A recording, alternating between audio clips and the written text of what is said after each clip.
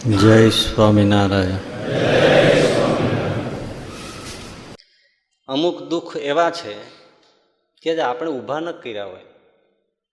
રસ્તામાં જતા હોય ને આપણને કોઈ ભટકાડી દે, બાઇક બે ગોઠીની ઢાંકણી ખેડવી નાખે. હવે આપણે આ કંઈ નહોતું કર્યું ને, આપણને ઈચ્છા નહોતી આ બે ખડી જાય એમ. હવે કોઈએ ફટકારી દીધું.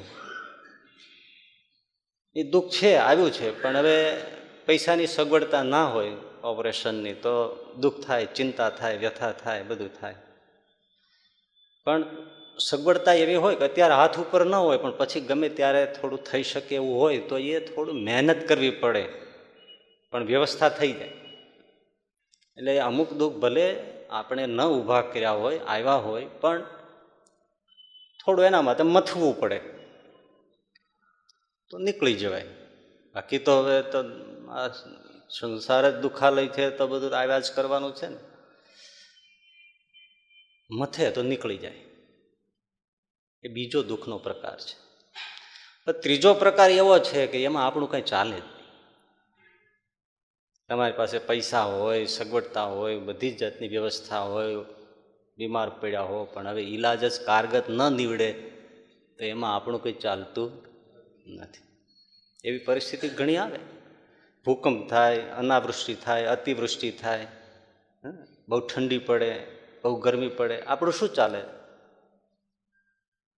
રોગચાળો ફાટી નીકળે, હુલડ ફાટી નીકળે.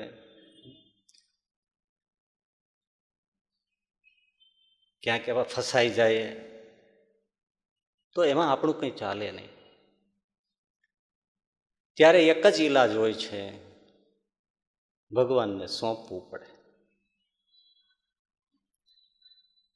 ભગવાનને સોંપે, ભગવાન ઉગારે. બાકી કાંઈ ચિંતા કરે કાંઈ થાય નહીં. અને ભગવાન જેવા અચરજકારી છે ને, એવી એની રક્ષા કરવાની રીતિ નીતિ પણ અચરજકારી છે. આપણને કંઈ સમજાય નહીં. અને સમજાઈ જાય તો ભગવાન શાનો?